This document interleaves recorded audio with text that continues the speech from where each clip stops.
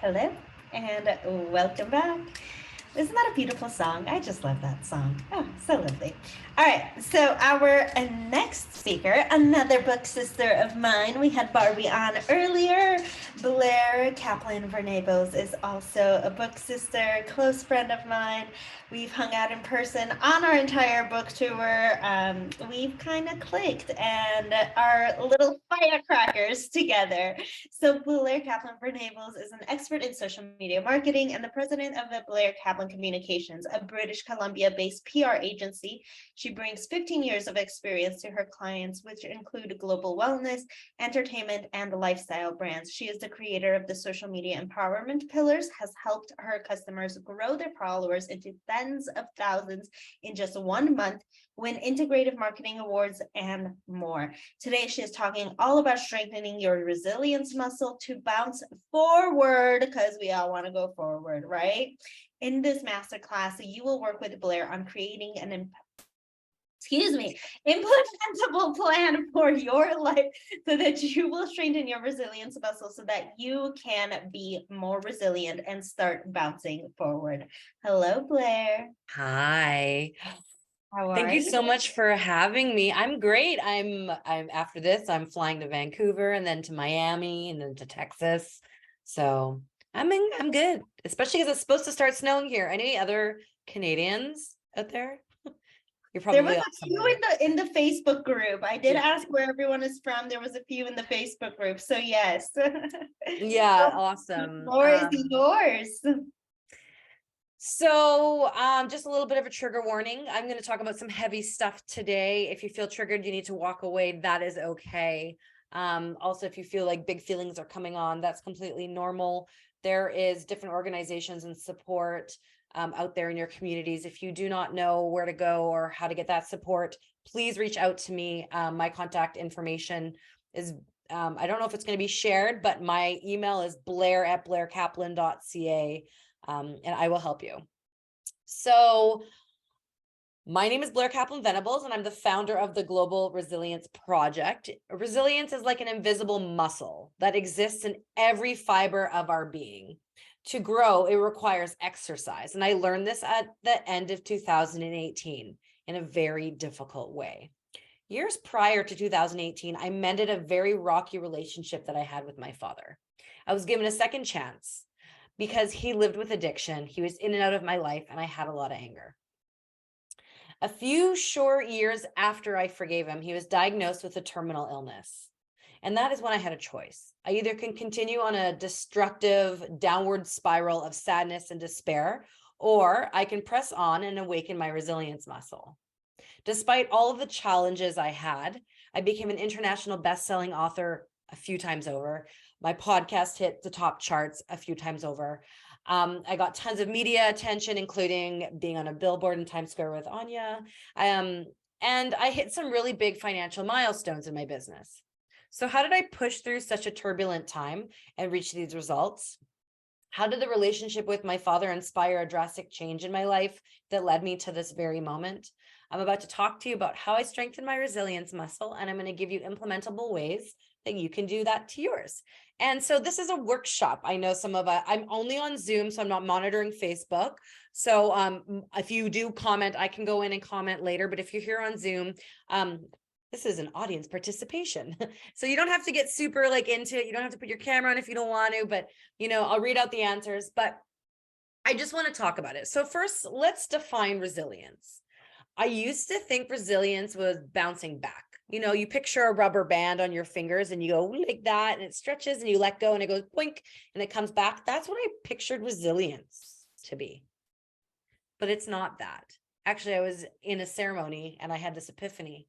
Because when you go through something challenging, do you ever bounce back? No, because you're never the same person. So what are you bouncing back to? Who are you bouncing back to? What are you stepping back into? There's no back, there's only forward. So resilience is in fact bouncing forward from a difficult time. You're stepping into the new version of yourself. And I also realize that we all have the ability to be resilient. Some of us have had to be resilient since we were young. Some of us haven't had very many challenges and you're very lucky. And the more challenges you have in life, the stronger your resilience muscle becomes because you learn how to navigate challenging times. But there are lots of things you can proactively do in your life every day so that when life gets really hard, you have a strong resilience muscle. So my dad lived with addiction. He divorced my mom when I was 7. He was in and out of my life. I had to be resilient at a very young age. I had a younger sister, a single mom who worked like 6.5 days a week. I was extremely independent. I matured really fast. I was told I'm an old soul, but I'm also kind of a weirdo, but I'm both. I still am. And I didn't know this at the time, but I was strengthening my resilience muscle. So fast forward to what I just shared at the beginning. My father got diagnosed. I forgave my dad in my 20s, built a beautiful relationship. And like, I've done a lot of talks with Ania and this community, so I'm not going to go too deep into like my really sad story. But I just want to share like a chunk of what has happened recently. When I say recently, I mean in the past, like since the end of 2018. Okay. So the end of 2018, I learned my dad was going to die. He was an addict. He lived with lung cancer, COPD. Luckily, our relationship was good enough that he walked me down the aisle. He came to visit me a lot. Like, you know, when I learned that he was terminally ill, I made sure that I said everything I needed to say, and I had as much experience with him as possible because I lost a lot of years to anger and sadness and abandonment. So upon learning that he was terminally ill, I realized that I had to cut out alcohol. Coming up this year, it'll be 4 years sober, January 1st. I'm a lot like my father, and I was going down a destructive path because that's how I was coping with the sadness that my dad was going to die. He was given 1.5 to 2 years left to live. You know what happened? Shortly after, my husband had a heart attack and quadruple bypass surgery. He's fine now, but that was scary because he almost died. A year later, COVID. Not even a year later, but almost a year later, COVID. Exactly almost a year later, I learned I was pregnant after trying to get pregnant for a really long time. I was told I probably would need intervention if I wanted to get pregnant. I got pregnant naturally. November 3rd, 2 years ago, I had a miscarriage. An hour before my miscarriage, I learned my father-in-law had cancer. So I hear my father-in-law has cancer. An hour later, I'm in the hospital having a miscarriage. 3 weeks later, my father-in-law died. 3 months later, my mom learned she had cancer and died 3 weeks later. So miscarriage. 3 weeks later, my father-in-law died. 3 months later, my mother died. And then within the same year of my mom dying, my dad died. What would you do? Do you escape? Do you put your head in the sand? Do you heal? I had people reaching out to me, Blair, if you ended up in jail, it would make sense. I'm like, why would I go to jail? Like, I'm not going to jail. Oh my God, Blair, if you like slip back into addiction, like that's understandable. I'm like, that's not an option. It's not an option. I did not drink. I did not, use anything to escape. Blair, like, it would make sense if you had to like close your business. I'm not doing that. My business is almost 15 years old at this time.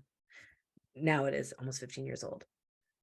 I had a choice. I could lie face down in a ditch and let the world pass me by. But I chose to push through. I chose to take my challenges head on because I was equipped with the tools I needed. Okay. So high level, my husband is healthy. I am healthy. We do not have any kids. My mother-in-law is still alive. We moved to be closer to her, so we're close to family. I have a younger sister. We're really close. My grandma's still alive. I'm close with her. So yes, things have been extremely traumatic, but I'm really grateful for everything I do have. So I'm going to high level go over the 5 secret ways to strengthen your resilience muscle, and then we're going to do an exercise on each of them. So what I've learned was that there are 5 ways that have worked for me time and time again and the people in my community. The first one is practicing gratitude. I'm going to go to the science of that in a moment. Fueling your body, sleep and rest, getting outside, I like to call it forest bathing, and telling your story. Okay. So this is where we're going to take out our pen and paper or finger to keyboard, or you could zone out, but don't zone out. Like, don't you want to, like, life's hard. Like, if you have nothing going on right now and life is great, that's awesome. But you know what? Someone's going to die eventually. I hate to be the Blair of bad news. If your parents are still alive, they're going to die. I lost both of my parents. I'm 37 years old. You know, people get injured, people get sick. Life isn't all sunshine and rainbows, and I'm sure a lot of us can relate to that. And so by being proactive when these things happen, when these hard things happen, and it could be something even smaller, like your car is stolen or a car breaks down or an accident, right? Like, they don't have to be so like big as like losing a parent, but you're going to be able to use these tools to move through the challenge. You're going to be able to feel like the challenge isn't so heavy. Okay. So we're going to start with gratitude. Gratitude is my absolute favorite. So I have been actively practicing gratitude for over 6 years, every single day. If you're in the Zoom or in the chat and Facebook, let me know, like, do you have a gratitude practice? Yes or no? 100%, Ania says. Okay. Anyone else? Yay, nay, may. Pam does. Nikki, yes. Oh, you're my people. In between, okay. So this is when I realized, when I started my gratitude practice, it wasn't like, oh, I want to be more resilient. 6 years ago, life was peachy keen and everyone was alive. I was still drinking. I was going to a wellness retreat, and the facilitator gave us a bunch of like prerequisite videos to watch and readings. And I watched a video from Sean Acor, who's the creator of the Happiness Advantage. And what I learned from him is that if you practice gratitude every single day at the same time, and you list 3 things you're grateful for from the past 24 hours, and you do this for at least 21 days, your brain gets rewired. The neural pathways in your brain get rewired so that you see the world in a more positive way. I was like, so all I have to do is at the same time every day say 3 things I'm grateful for from the day. And then in 21 days, like, things will just seem better. Like, I'll start seeing the world more positively. That seems too good to be true. So I opened up my phone.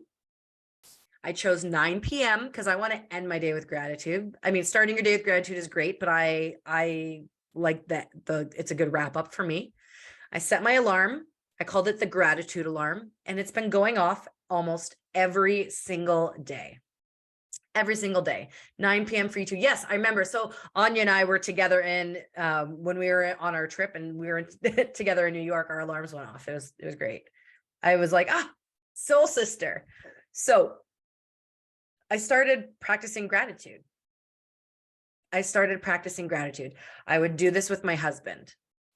I like to say I'm wooish and Jewish, like I'm a woo-woo Jewy, like, girl, like I like it all. My husband is not so woo, but he started doing this with me. It's science. And then friends started doing it. If we were together with friends at 9 o'clock and the alarm went off, and I'd be at parties and everyone would stop and we would do it. Family, we would do it. When my mom died, me, my mom and sister did it, like the day before she died, before she like went to sleep her final time. The day my dad died, me and my family at 9 o'clock all together, he died in the evening. My family all together did gratitude. We did gratitude on some of the worst days of our lives. We do gratitude on the best days. If I'm alone, I'll text my husband. Sometimes I share it in my Instagram story. Sometimes I'm in a bad mood and I turn my alarm off and my husband yells across the house, I'm grateful for cats, hockey, and boobies. It's a must. And I really attribute this specific practice to me being able to get through the shit I've been through. Like on some of the worst days of my life, like my mom dying, I'm still able to find things I'm grateful for. And sometimes it is just Advil and that the day is over, or water, you never know, but there's always something to be grateful for.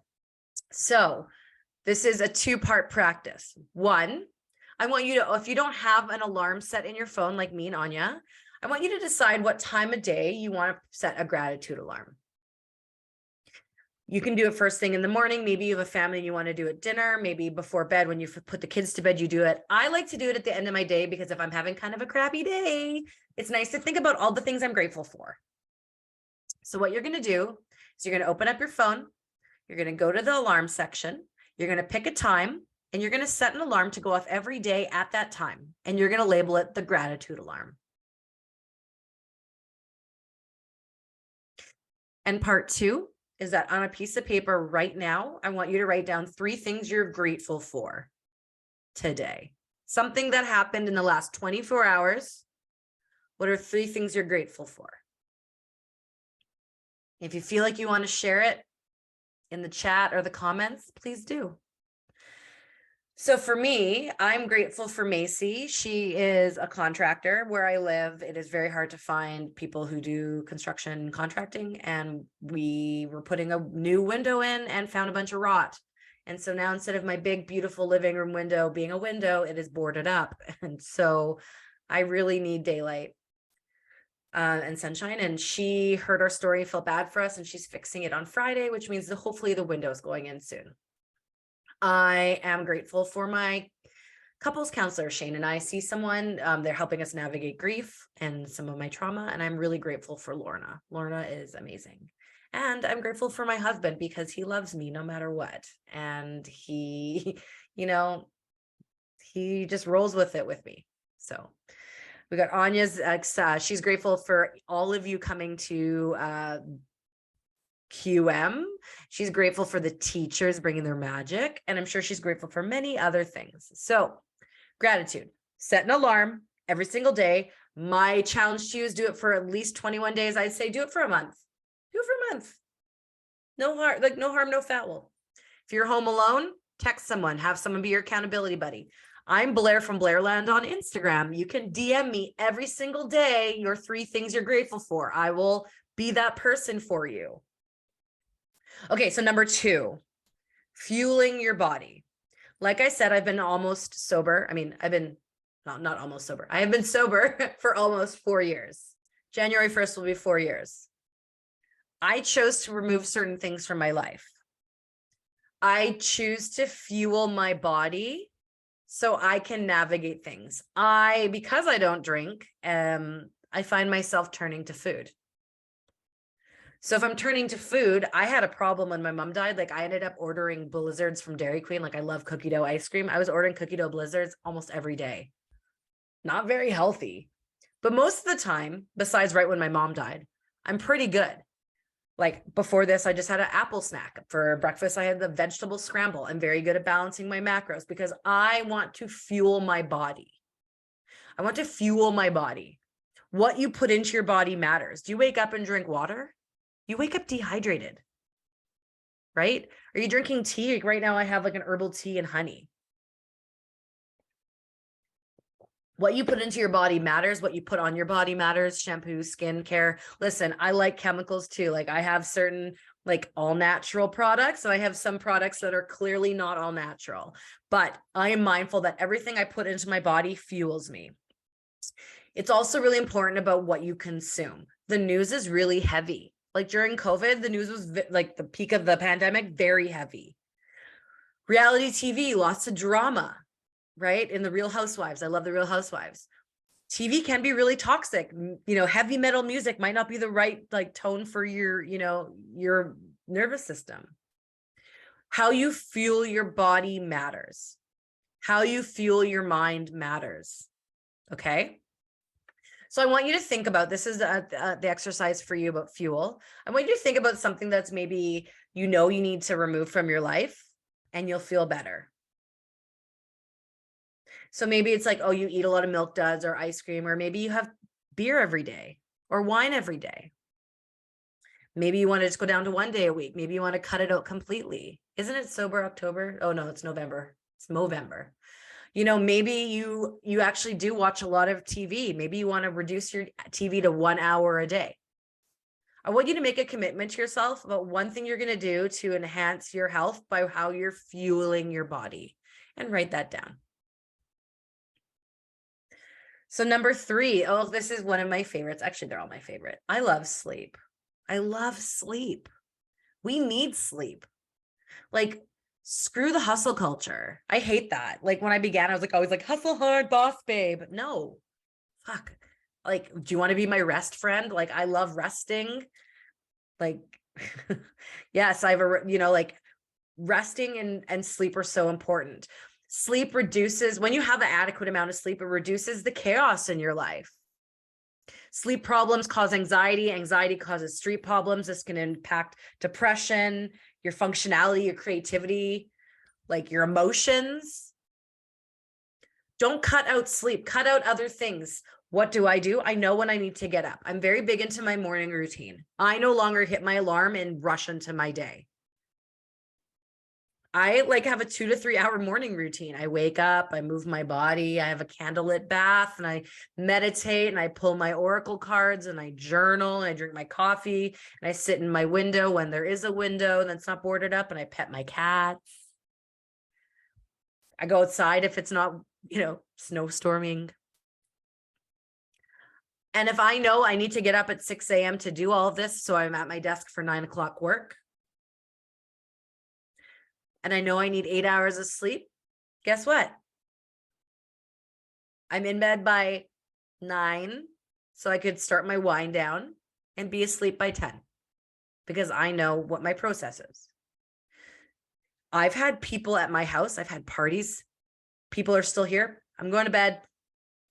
I have been out and I've come home, gone to bed. In fact, this weekend, Halloween, my favorite holiday besides my birthday, I live in a town, or I just moved here, and I don't really know many people because when I moved here, it was COVID and grief was very big in my life. And so I don't have many friends, and I heard about a Halloween party through one of my friends, and I was like, oh my God, I'm going to go. I want to meet other people.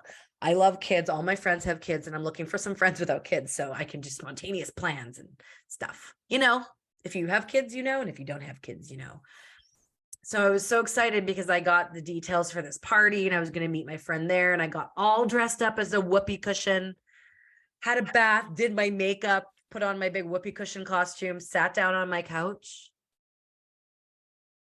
I felt tired. I was like, I could go make friends. I could go push through and have a dance party and, at this house and make some friends. But my body is saying, Blair, you should just go to bed, even though you spent half an hour doing your makeup. Told my friend, hey, sorry, I'm going to go to bed. I sat down on my couch, took my makeup off, and crawled into bed. Sleep and rest is important. So you might not just need sleep, but you need rest. You don't need to be go, go, go. You don't need to pack everything into your schedule. Your days off are for you to rest, to recharge, to do the things you want. Rest can be hiking a mountain. Rest can be lying on the couch. You get to choose what rest looks like for you. You know what rest should be for you. And if you don't know, you should explore that. Okay.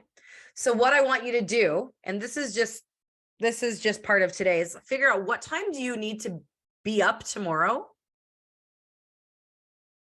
and do the math. 8 hours before then, what time do you need to go to sleep? And your challenge is to do that for a week, weekends and during the week. Prioritize your sleep. Okay. Okay. So the number 4 exercise, get outside. So in the 1980s, the term forest bathing was coined. That's walking in the woods.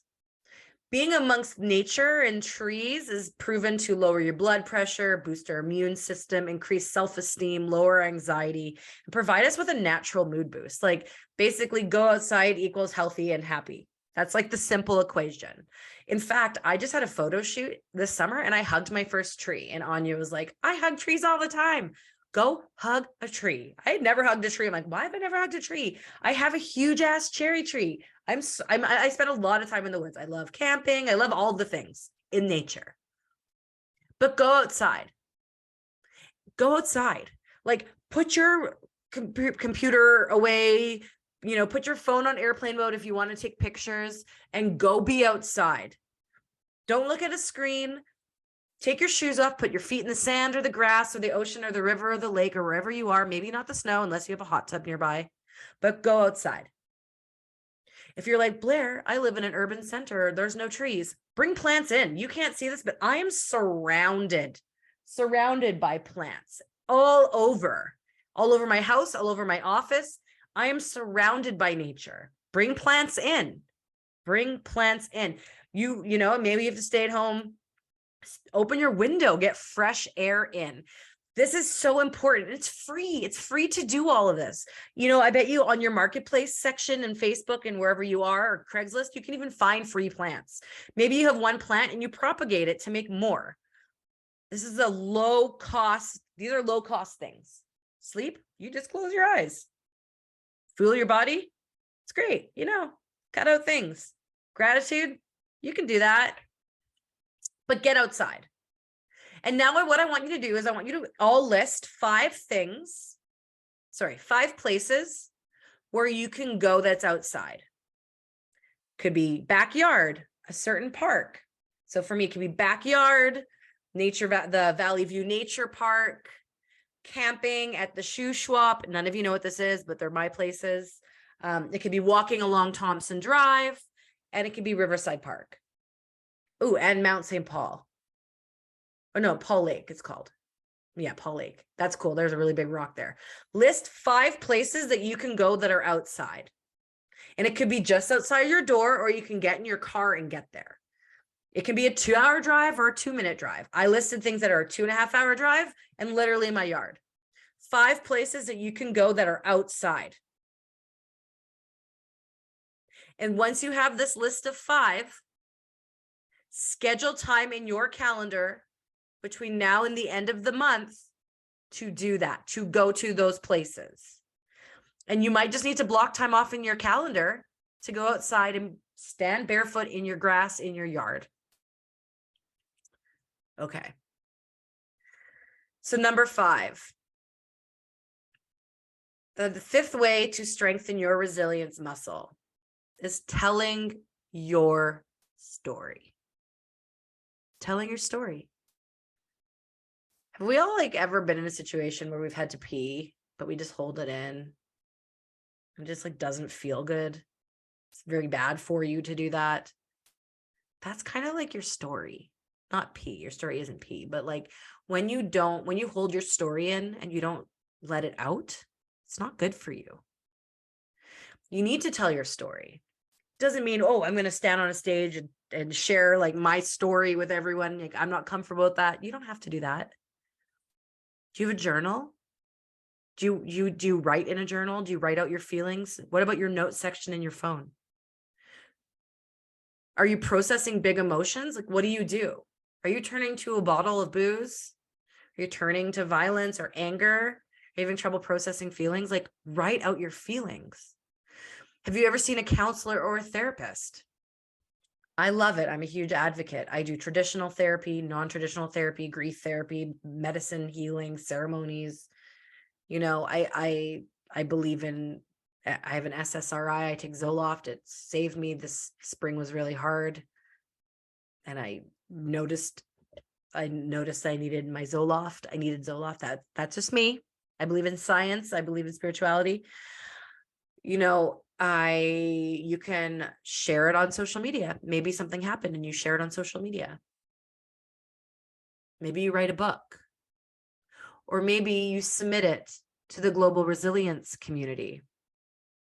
That's me, the Global Resilience Project. We created a safe space for people to read, listen to, and share stories of resilience to help them move through their challenging time, because sharing your story helps you heal. It helps your wound turn into a scar. It helps other people to hear how you navigated that challenge. While they're in the depths of it, you might be that compass, that light at the end of the tunnel. You never know. And so if you do want to share your story, we've created a space. You can go to iamresilient.info and submit your story for free. It gets shared on our website and social media. We have a podcast called Radical Resilience. We published our first book, The Global Resilience Project. People from around the world shared their stories of resilience. and advice on how to navigate difficult times. In fact, this is a legacy project for me and my father. It also honors Dave and my mother. There are ways to share your story. Sharing your story helps. If this makes you nervous, try writing in a journal that no one's ever going to read. I invite you to share. Share with yourself, share in the mirror, share with us. And know that you aren't alone. You are resilient. You got this. I'm done.